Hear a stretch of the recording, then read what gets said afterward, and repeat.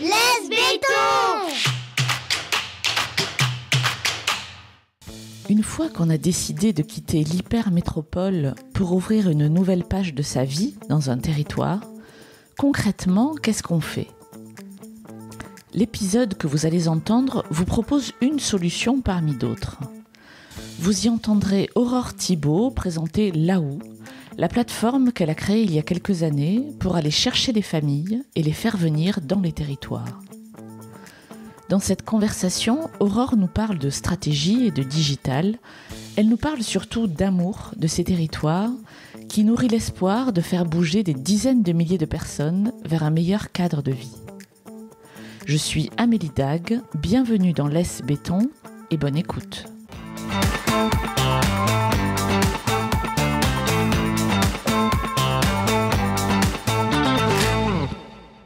Bonjour Amélie. Bonjour Aurore.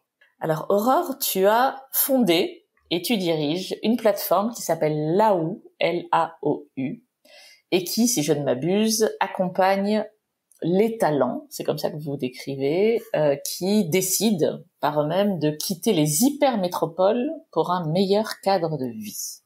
Et la question que j'ai envie de te poser pour démarrer, c'est qu'est-ce que c'est un meilleur cadre de vie pour toi ? Qu'est-ce que c'est un meilleur cadre de vie ? Ça dépend de chaque personne, donc effectivement, c'est extrêmement subjectif. Il y a des gens pour qui le cadre de vie idéal, c'est le 9e arrondissement, voire Saint-Denis dans le 93, ou Bobigny, pas de souci. Pour moi et pour un certain nombre de personnes en 2022, un cadre de vie agréable, c'est un cadre de vie où l'être humain a un peu d'espace pour s'épanouir. De l'espace, c'est quoi ? C'est de l'espace pour que ses enfants aient une chambre dans son appartement, dans son logement ou dans sa maison, qu'on a un accès rapide à la nature, que ce soit via son jardin, via en marchant, en prenant la route ou en prenant un train ou un petit bus, qu'on puisse voir des arbres, des lacs, des forêts, voir la mer, les montagnes, etc. Pour moi, donc c'est beaucoup ça. Ça peut être pour des gens la pièce en plus qui va permettre de bricoler, d'avoir son atelier d'art, d'avoir la pièce de musique pour l'enfant qui est batteur et qui sinon nous casse les oreilles. Ça peut être plein de choses en fait. Ça peut être la pièce en plus parce que juste une chambre plus un salon, en fait. Pour moi, l'être humain a besoin d'un peu plus d'espace, idéalement, pour pouvoir s'épanouir, et puis a besoin de courir, quoi. Les enfants ont besoin de courir, les adultes ont besoin de courir, ont besoin de marcher, de prendre l'air. Voilà. Bon, moi, je suis née dans la ruralité, la grande ruralité, dans un tout petit hameau assez isolé, donc c'est sûr que moi, j'avais particulièrement besoin de courir parce que c'était présent dans ma jeunesse et que j'avais besoin de nature. On a plus ou moins besoin de nature dans sa vie et besoin d'espace. Voilà, mais je crois qu'on est quand même nombreux à vouloir aujourd'hui un peu plus d'espace dans nos vies. Alors raconte-moi, Laou existe depuis quelques années, je crois déjà. D'où est venue cette idée ? Qu'est-ce qui s'est passé pour que tu en arrives à créer cette plateforme ? Alors 2017, donc j'avais rencontré Perrine en 2016 et moi j'avais eu l'idée en 2015. Donc comme beaucoup de salariés, j'étais pas forcément dans le job qui me correspondait. Enfin du moins que j'adorais l'association dans laquelle je travaillais, mais j'étais pas à ma place en tout cas dans cet emploi-là.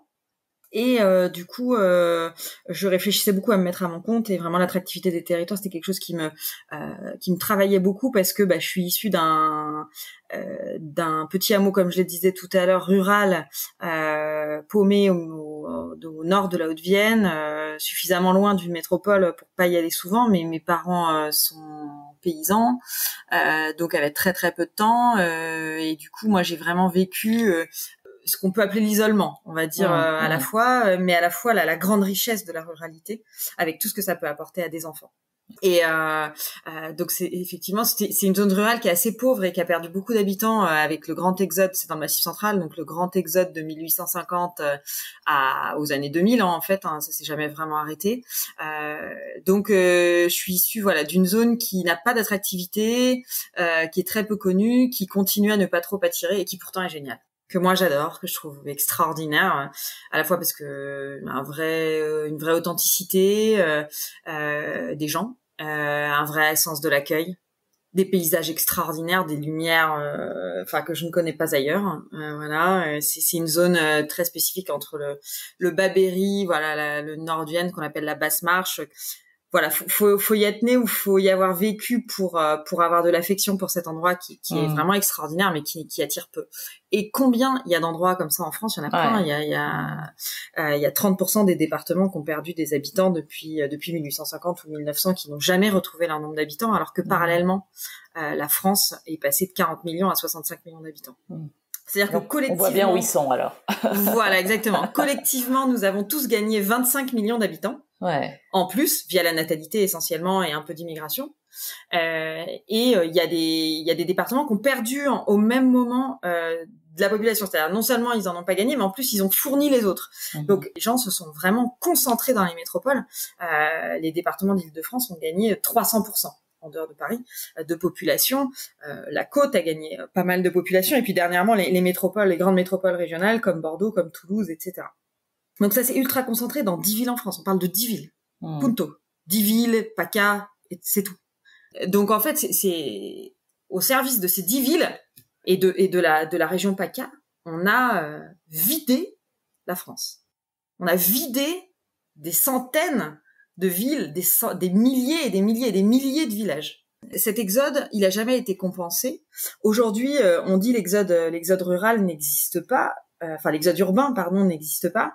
L'exode rural, attention, ça n'a pas été 1 million de personnes par an. Hein. Faut pas s'attendre que grâce au Covid, il y a 1 million de personnes qui atterrissent comme ça en ruralité entre la Nièvre et la Creuse. Mais en tout cas, on peut, avec un peu d'espoir et d'amour de ces territoires, se dire qu'on peut contribuer à faire venir des dizaines de milliers, voire dans les années qui viennent des centaines de milliers de gens qui quitteront à leur tour ces lieux-là.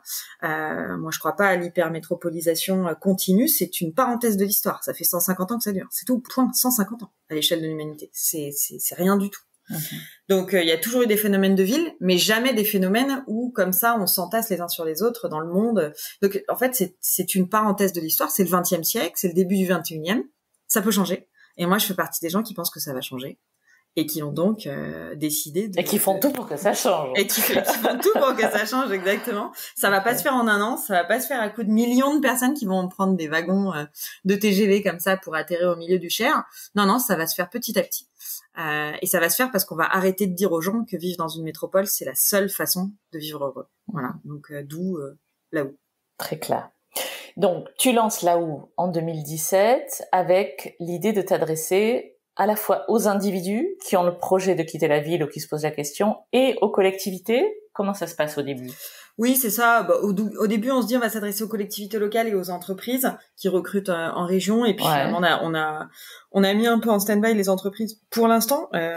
Mais du coup, on s'adresse 100% aux collectivités locales à qui on propose en fait de vivre avec nous une collaboration longue, concrète, réaliste et pleine de jolies histoires. Une collaboration pendant laquelle on va leur amener concrètement des nouveaux habitants. D'accord. C'est une collaboration, c'est-à-dire que nous on n'est pas une pochette surprise dans laquelle sortent des nouveaux habitants et des médecins par centaines. Ah zut. Voilà, ça n'existe pas. Ça n'existe pas, mais on est une pierre à l'édifice de leur stratégie d'attractivité territoriale et une pierre très concrète. Voilà. On n'est pas un cabinet de conseil ou d'urbanisme qui est là pour vraiment conseiller les collectivités, non. On peut apporter nos conseils issus de notre expérience. On est surtout là pour aller chercher des gens et les ramener chez eux. On travaille à l'échelle des 2 PCI ou 2 départements qui nous disent voilà, moi j'aimerais attirer des gens, soit parce que mes entreprises galèrent à recruter, parce que j'ai une croissance démographique catastrophique depuis de 100 ans ou 20 ans, j'ai une désindustrialisation, etc. J'ai besoin de faire revenir des jeunes actifs. Et donc on dit oui, nous on va relever ce défi. Et petit à petit, on fait venir 1 famille, 2 familles, 3 familles, 5 familles, 10 familles, etc., etc., des télétravailleurs, des soignants, des personnes qui travaillent dans l'industrie, des ingénieurs, des ATSEM, des aides-soignantes, de tout. Voilà, on a de tout dans nos bases de données. On n'est pas du tout orienté CSP+, on est orienté, on a un bon reflet de la population française d'actifs, on va dire. Entre 25 et 45 ans et voilà, notre but c'est créer des petits rebonds démographiques modestes, hein, parce que on fait venir entre 10, 20, 30 familles, parfois entre 50 et 100 par an sur certains territoires qui sont très très bien organisés, mais c'est voilà, c'est quelques habitants en plus qui permettent aussi de se resserrer les coudes, qui permettent aux collectivités locales de se réorganiser en termes d'accompagnement. Enfin voilà, ça permet plein de choses. D'accord. Et sans trahir de grands secrets, comment faites-vous pour détecter ces familles ou ces individus, pour les amener dans un territoire? Qu'est-ce que vous proposez concrètement aux gens qui veulent bouger? Qu'est-ce qu'on leur propose? On leur propose de l'accompagnement, un accompagnement réel, c'est-à-dire qu'on les appelle. Donc ça demande au sein de l'équipe Laou beaucoup d'énergie, je dirais, pour savoir si leur projet est valable entre guillemets ou pas. C'est-à-dire si le territoire peut les accompagner. C'est grosso modo quel est leur niveau de motivation. Est-ce qu'ils veulent déménager dans 6 mois ou dans 3 ans? Et est-ce que ils ont vraiment envie de bouger? Est-ce qu'ils ont beaucoup de questions? Est-ce qu'on peut leur être utile? D'accord. Donc, pardon, voilà. Pour commencer, ce sont des gens que vous détectez, enfin, qui s'inscrivent sur votre plateforme, c'est ça? Oui, ils s'inscrivent. Comment? On a du flux sur laou.fr via notre référencement naturel, via le bouche à oreille, etc. Donc ça, c'est du flux laou.fr qu'on entretient chaque jour pour les renvoyer vers nos clients collectivités locales. D'accord. Et puis après, il y a un flux qu'on va chercher spécifiquement pour une collectivité. Ok. Parce que chaque territoire étant différent, on doit travailler du flux différemment, on va dire, pour ce territoire-là. Et donc, on va chercher du flux, on va acheter du flux supplémentaire pour chaque territoire. Avec des techniques de marketing digital, beaucoup en passant par les réseaux sociaux, mais pas que, des bases de données, email, beaucoup d'emailing. On est une machine à email. D'accord. Donc, ça commence par le digital, quoi. C'est 100% digital. Okay. Et un tout petit peu de médias. On fait des gros médias de temps en temps. Mais c'est pas ça qui nous rapporte le maximum de flux, pas du tout. Donc, vous identifiez des prospects chauds, on va appeler ça, on va prendre les termes du marketing, et vous prenez contact avec eux. Donc, il y a une vraie conversation avec un être humain, c'est ça? C'est ça. Pas tous, hein, ceux qui nous répondent, ceux qui veulent bien prendre rendez-vous. Je comprends bien. Voilà, donc, vous détectez la motivation aussi comme ça, je l'imagine. Et ensuite, vous les mettez en relation avec la collectivité. C'est quoi l'étape suivante, en fait? Ouais, tout à fait. On les met en relation avec les collectivités locales avec lesquelles nous, on est nous-mêmes en relation. Ouais, d'accord.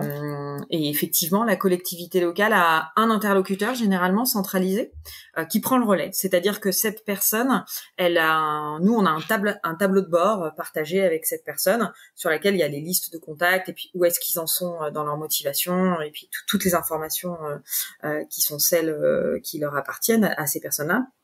Et du coup, on partage cette info et ce tableau de bord avec la collectivité et on suit du coup simultanément l'avancement de chaque projet. Et donc la collectivité locale, elle a accès à notre rendez-vous téléphonique, elle sait ce qu'on s'est dit et du coup, elle sait si la personne elle est un peu, elle est très motivée, il faut l'accompagner vite, ou si c'est un projet à plus long terme. Et c'est vraiment une collaboration avec cette personne de la collectivité locale avec laquelle on discute de pas mal des projets pour voir comment ça s'est passé avec telle personne, etc., jusqu'à des installations. On suit les dossiers. D'accord. Et votre accompagnement à vous va jusqu'à où pour les individus et les familles? Nous, il va jusqu'à conseiller un territoire, parfois donner des conseils, emploi, logement, parfois mettre en relation sur des aspects logement, donc plus logistique, déménagement, parce qu'on a des partenaires déménagement logement.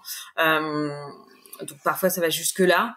Mais sinon on est juste un premier interlocuteur qui écoute le projet et qui détermine s'il est mature pour être envoyé à une collectivité locale. Et sinon nous on essaye de lui donner un minimum d'informations pour qu'il ait eu une première dose d'accompagnement.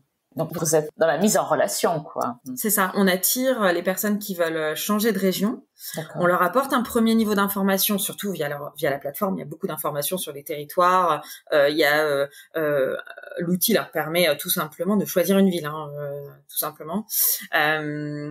L'outil leur permet aussi de trouver donc ses partenaires déménagement logement, d'avoir accès à des offres d'emploi dans un ou plusieurs lieux qui les intéressent.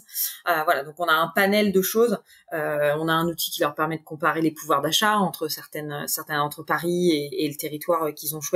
Donc voilà, on a un certain nombre d'outils quand on s'inscrit sur lao.fr. Et puis, quand on a quelqu'un au téléphone, on va un petit peu plus loin. Et puis, il y a cette mise en relation possible avec une collectivité locale. Là, vraiment, pour rentrer dans le dur, quand on veut aller s'installer, je sais pas, imaginons dans la Haute-Marne, en Haute-Marne, il y a plusieurs villes. Où est-ce que je m'installe? Si, par exemple, je suis boulanger, je veux reprendre une boulangerie. Ou si je suis télétravailleur, où est-ce que c'est le plus intelligent de m'installer? Où est-ce qu'il y a peut-être des petites communautés dans mon type de job. Voilà, on peut avoir des tas de questions qui dépendent vraiment, voilà, quelle est l'école qui correspondrait le plus à mes enfants. Est-ce que là, il y a du Montessori? Est-ce que là, il y a, je sais pas, enfin voilà, les gens se posent des questions toutes complètement différentes. Quel est le prix du logement? Est-ce que c'est accessible pour mes moyens? Voilà. D'accord. Est-ce que le Laou de mi-2022, de l'été 2022, ressemble au Laou que tu imaginais en 2017? En tout cas, c'est exactement la même volonté.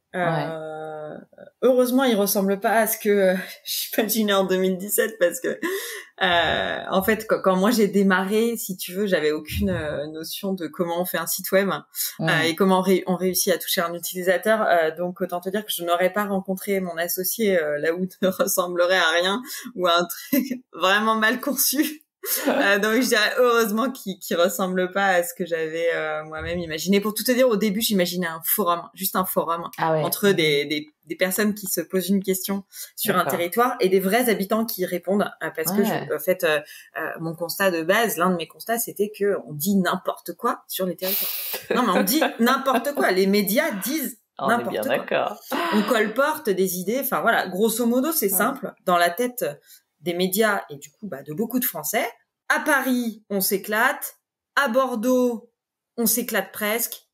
À la campagne, on se fait chier, quoi. C'est vraiment, mais c'est terrible. C'est terrible à quel point les médias, par simplification, et attention, la simplification, elle s'amplifie d'année en année parce que les journalistes ont de moins en moins de temps pour creuser. Donc, à part quelques médias qui essayent d'une certaine objectivité, et encore, parce que 90% des médias nationaux sont à Paris.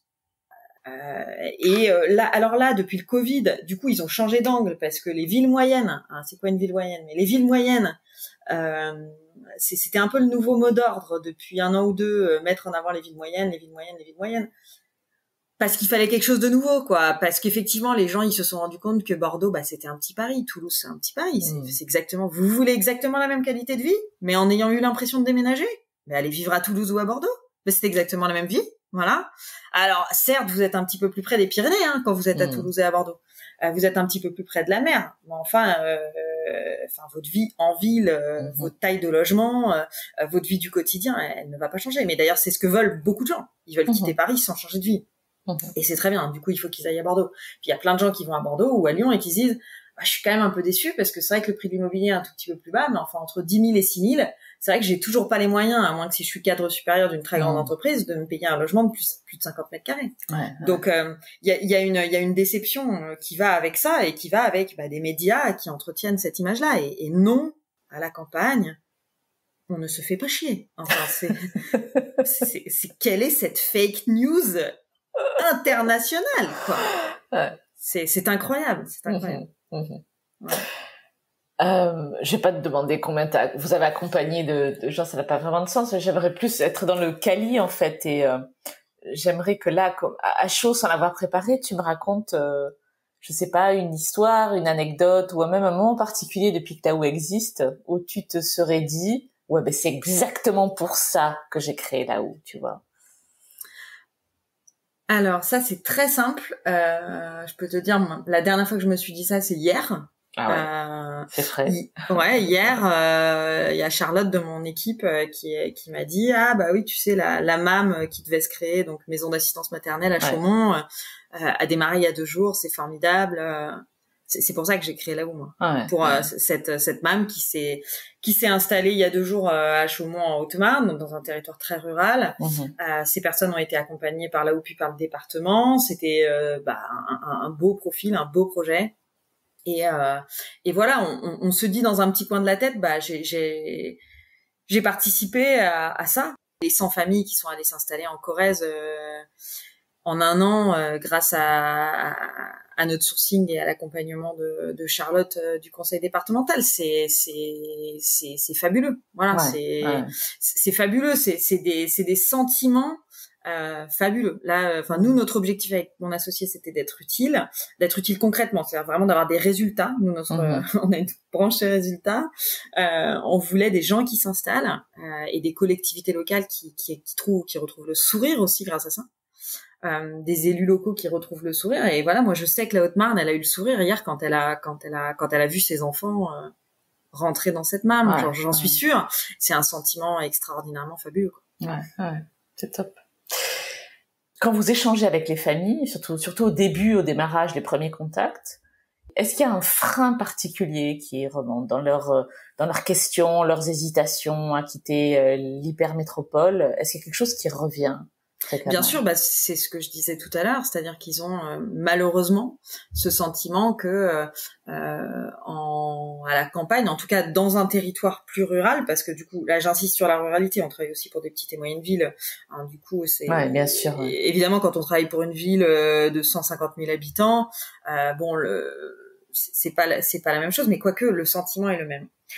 Quand vous voulez aller déménager à Limoges, à Troyes, je sais pas où, en Corrèze, vous vous dites la même chose. Vous vous dites que ces villes ne sont pas très attractives sur le papier, etc. Donc, malheureusement, ce qu'on colportait des dizaines de générations, des générations de personnes qui ont fait l'exode, et les médias, c'est que dans ces villes-là, vous allez vous faire chier. Vous allez vraiment, c'est ça la crainte principale. La crainte principale n'est pas de trouver un emploi. Aujourd'hui, il y a de l'emploi en France qui n'est pas pourvu. Le vrai problème, c'est qu'ils pensent qu'ils vont avoir une vie sociale terrible. Enfin, terrifiante. L'isolement, c'est ça? Voilà, ils pensent qu'en allant vivre dans une ville de 100 000 habitants, je sais pas, Le Mans, etc., enfin, ils pensent qu'ils vont avoir une vie sociale nulle, qu'il n'y a pas de restaurant, pas de bistrot, pas d'endroit où sortir, pas de festival, pas de musiciens, pas de pièces de théâtre, etc., pas de cinéma. Enfin, je sais pas ce qu'ils s'imaginent, mais il y a vraiment une image hyper fausse de la province. Pour beaucoup de gens, y compris des anciens provinciaux qui sont partis à 18 ans et qui ont une image dégradée parce que ça fait 15 ans qu'ils y ont pas vécu. Et du coup, ils ont une image dégradée. Effectivement, il y a 15, 20, 30 ans, il y avait les métropoles de taille moyenne avaient un niveau de culture au quotidien qui était moins important que celui qui est aujourd'hui. Et puis eux, ils étaient plus jeunes et adolescents, donc forcément, ils rêvaient d'ailleurs, ce qui est normal. Donc en fait, il faut se séparer de ce sentiment et voir les choses telles qu'elles sont aujourd'hui. Aujourd'hui, on peut avoir une vie sociale extrêmement riche dans une ville de 50 000 habitants, de 30 000 habitants, voire dans un village de campagne, où justement on va connaître beaucoup plus vite, beaucoup plus facilement tous les gens avec lesquels on peut sympathiser. Et il y a des exemples de villages d'ailleurs qui sont des exemples de convivialité extraordinaire. Il y en a partout dans tous les départements de France, dans toutes les zones de France. Je peux vous dire que quand vous allez dans un petit village du Nord, c'est pas une légende, quoi. Voilà, vous n'avez pas besoin d'aller vivre à Lille pour voir ce que c'est la convivialité. Vous avez pas, quand vous allez, nous on travaille avec la Meuse et la Haute-Marne. Bon, c'est des gens d'une simplicité, d'une gentillesse, d'un sens de l'accueil. C'est des gens conviviaux, ils sont authentiques. C'est le terroir dans le bon sens, c'est-à-dire que c'est des gens qui sont capables d'innovation, mais qui ont un sens de l'accueil, une gentillesse, un a priori positif, quoi. C'est super, c'est des mentalités super. Alors évidemment, pas tout le monde. Vous allez toujours tomber sur quelqu'un qui n'est pas comme ça. Mais du coup, il y a une vraie crainte sur ça, et donc le fait de leur mettre dans les mains les coordonnées de quelqu'un, ou alors carrément de les appeler. Le fait de les appeler et de les mettre en relation directe avec quelqu'un d'une collectivité locale qui va eux les appeler. Par exemple, vous avez au téléphone bonjour Céline du conseil départemental, bonjour Charlotte du département de la Corrèze, bonjour Maxime de je sais pas où. Et cette personne vous appelle, elle prend soin de vous, quoi. Elle veut savoir si elle peut vous aider dans son projet. Et quand elle va vous mettre en relation avec, par exemple la MAM, elle va vous mettre en relation avec l'élu petite enfance de la ville qui vous intéresse, ça vous donne du poids. Ça ça donne du poids à votre projet, ça crée une relation et ça vous donne ce sentiment qui est normal que cette ville, il y a des gens accueillants dans cette ville. Ça vient contrer ce sentiment qu'on va pas avoir une vie sociale intéressante. Parfois, nous, il y a des collectivités locales, on organise parfois des temps d'accueil, etc. Et là, les gens se rendent compte, c'est super sympa, on m'accueille, les gens ont l'air super sympas. Et pourquoi on me l'avait pas dit avant Exactement, il y a de la bonne bouffe, les gens sont cool. Je me suis rendu compte qu'il y avait 2 théâtres, qu'il y avait 28 000 associations dans ce département. Mais qu'est-ce que c'est dingue. Voilà, donc si on décide de ne pas vivre renfermé en ruralité et globalement, on aura une vie sociale extrêmement riche. La vie sociale ne dépend pas du lieu où l'on vit. La vie sociale dépend de soi, en fait. Ça, il faut bien que les gens le comprennent.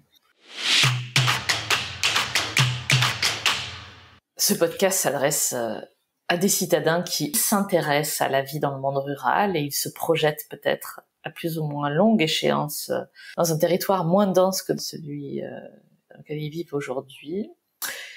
Avec tout ce que tu sais, tout ce que tu fais depuis 5 ans et à la fois tes connexions avec les collectivités et avec les familles, qu'est-ce que tu auras envie de leur dire ?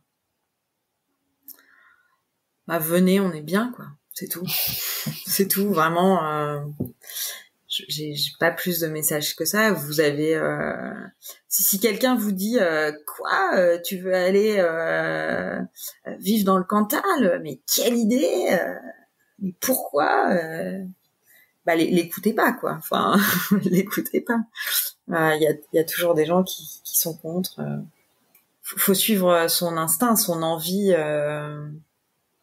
ses envies profondes, quoi. Moi dans mon cas, c'était une envie physique. J'avais physiquement besoin de partir. Je vivais dans le 93 à l'époque. C'était juste après les attentats à Saint-Denis. Mon appart était juste à côté là. C'était physique. Fallait que je parte, quoi. Tu te souviens de ce que tu as ressenti à ce moment-là ? Ah oui, parfaitement. C'était bon. Après, moi, j'ai une personnalité un petit peu sensible. Du coup, j'avais peur dans le métro après les attentats. J'en avais marre des différences de classe sociale. Ça, c'est quelque chose dont qu'on tait complètement. Mais quand vous vivez en région parisienne, il y a 2 catégories de personnes, quoi. Les personnes qui ont les moyens de vivre en région parisienne et les personnes qui subissent. Les personnes qui subissent, moi j'en ai tous les jours au téléphone, mais j'ai aussi des gens qui ont les moyens, mais il y a des personnes qui vivent à 1h30 de leur travail, qui vivent dans un appartement de 60 mètres carrés, qui n'auront peut-être jamais accès à la propriété parce que c'est trop cher, ou sinon à 80 km de Paris, ou 30 km de Paris, ou dans un micro-appartement à Montreuil. Alors certes, ils seront à Montreuil, mais à quel prix, en fait? Donc, moi, j'avais ce sentiment de subir et j'avais ce sentiment et je ne voulais plus vivre cette différence de classe sociale. C'est-à-dire que je partais du 93 à 7h du mat avec des gens pauvres, très pauvres. Et j'arrivais dans le 9e arrondissement pour travailler dans mon petit espace de coworking pour créer la Houe avec des gens riches, très riches. Donc ce saut de puce là entre 2 univers, entre la ligne 13 où on se sentait les aisselles et la ligne 1 ou la ligne 2 là ou 3 où ça allait bien, c'était plutôt des cols blancs et puis j'arrivais dans cet endroit-là où tout le monde était en vélo électrique. Enfin c'est caricatural mais c'est caricatural la région parisienne. C'est caricatural. Donc en fait oui, bien sûr en région parisienne théoriquement il y a toutes les classes sociales et théoriquement elles peuvent toutes se croiser. Mais est-ce que vraiment vous avez le sentiment, vous, en région parisienne, d'avoir croisé des gens qui ne vous ressemblent pas, d'être sortis avec des gens qui ne vous ressemblent pas, qui sont pas de votre milieu social, qui sont pas originaires des mêmes endroits que vous, qui n'ont pas fait les mêmes types d'écoles, de lycées, etc. Mais en fait, moi j'avais besoin de diversité, quoi. J'avais besoin d'être avec des gens qui sont plombiers, je sais pas, aides-soignantes, profs. Et ces personnes qui font la manche par milliers dans la rue, que tu croises tous les matins, et toi tu vas dans ton petit bureau, et puis ça collait plus, ça collait pas du tout à ma personnalité, et puis à ce que je pouvais supporter chaque jour de différence de classe sociale. je le vivais assez mal. Après, il y a la peur des attentats, le logement trop petit, trop loin, la vie du banlieusard, quoi. T'es trop loin, donc tu vois plus tes amis. Alors que t'es à Paris pour voir tes amis, quand même. C'est ça le but. Ou pour une bonne opportunité professionnelle. Mais moi, c'était pas mon cas parce que je créais ma boîte. Donc, en fait, au bout d'un moment, j'ai tourné vite fait le truc. Et surtout, je suis partie en région un petit peu pour le boulot. Et je me suis dit, oh la vache. Les gens, ils ont l'air quand même de kiffer, là. Il se trouve que j'ai vécu 2 ans à Clermont-Ferrand au démarrage de la Houe. En 15 minutes, tu vas boire un coup avec tes copains en 15 minutes, quoi. Enfin, qu'est-ce que tu fais ce soir? Il y a beaucoup plus de spontanéité, beaucoup plus d'échanges de classe sociale. J'ai rencontré des gens complètement différents de moi. La province permet plus de diversité, je trouve, dans les relations, quoi. Plus d'authenticité, plus de proximité aussi à certains égards, parce que tu vis dans des endroits où tu peux plus facilement relier les autres, en fait. Donc, tu vas voir ton pote à 300 mètres de chez toi, ou à 10 minutes en voiture. Tout ça se fait vite. Voilà, j'avais une impression de spontanéité plus importante. Ça, c'était marquant. Tu parlais de la pression sociale tout à l'heure, c'est un vrai sujet, je trouve, et qui va certainement de pair avec le message des médias, bien sûr. Je pense que tout ça se fait écho, mais effectivement, le fait d'annoncer ça à son entourage, d'annoncer à son entourage citadin qu'on a le projet de voir qu'on part vivre dans le monde rural, faut quand même être blindé. Ça, c'est un truc, je trouve, auquel on n'est pas forcément préparé. Pour l'avoir vécu, c'est un truc qui peut être d'une très grande violence, en fait, je trouve, parce que ça fait ressortir tout ce que tu évoquais tout à l'heure, c'est-à-dire mais tu vas mourir. C'est ça. Et ouais, j'imagine que vous préparez aussi vos familles à ça, les familles qui vous contactent à ça. Est-ce que ça fait partie des choses que vous faites? Du moins, quand ils nous contactent, en fait, ce qu'on essaie de faire, c'est de leur donner les arguments pour ces moments-là. Ouais. Parce que ces moments vont arriver, et du coup, il faudra fournir une réponse, probablement, à ces personnes qui interpellent. Donc, on fournit des arguments sur le territoire. Des arguments de qualité de vie, des arguments de cadre de vie, et tous les territoires ont des super atouts, donc c'est pas très difficile de trouver des arguments à chaque fois. Après, ce que j'ai envie de leur dire, c'est n'écoutez pas trop ça, parce qu'en fait, si les gens vous disent ça, c'est parce que souvent, eux-mêmes n'osent pas franchir le pas. Et surtout, s'ils vous disent ça, c'est parce que il faut se dire quelque chose.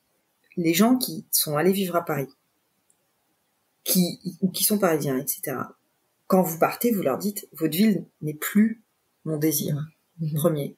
Et ça les vexe, quoi. Je suis désolé, ça les vexe.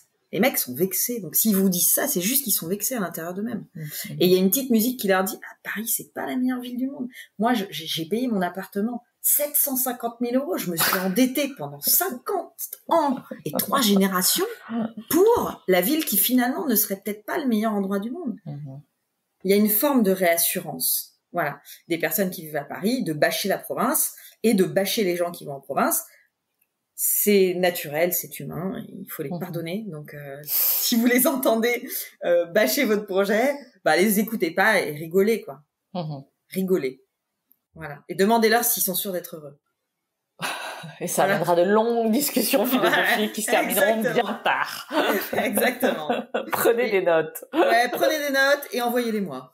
Qu'est-ce qu'on peut souhaiter à la Houe pour les 5, 10, 15 prochaines années? Juste de continuer à exister, ce serait déjà une belle prouesse. Ce serait déjà chouette, juste de poursuivre notre engagement de fervents défenseurs justement de la province, de tout ce qu'elle a apporté et de continuer à vivre, franchement. Si possible, se développer, ce serait top. Parce que ça nous permettrait d'aider plus de gens, quoi, tout simplement, et d'avoir plus d'impact. Avec Perrine, mon associée, ce qui était important pour nous, c'était l'utilité, d'être concret et d'avoir de l'impact positif sur cet enjeu sociétal, cet enjeu territorial. Donc, le maximum d'impact possible, de plus en plus de gens qui s'inscrivent sur la Houe, qui déménagent en nous faisant confiance, en nous accordant cette confiance. Alors, on est très reconnaissants de cette confiance, donc pourvu que ça dure, quoi. Voilà. Merci, Aurore. Merci à toi. C'était Laisse Béton, le podcast qui aide les citadins à réaliser leurs rêves de vie au vert. Si vous voulez réagir à cet épisode, témoignez vous-même au micro de Laisse Béton ou me suggérez des invités. Écrivez-moi à amélie@laisse-béton.fr. Laisse Béton est également présent sur Instagram, Facebook, Twitter et LinkedIn. Si vous aimez ce podcast, abonnez-vous sur Apple Podcast, Google Podcast, Spotify ou Deezer. Décorez-le d'étoiles sur votre appli de podcast préféré et parlez-en autour de vous, c'est encore le meilleur moyen de le faire connaître. À très bientôt.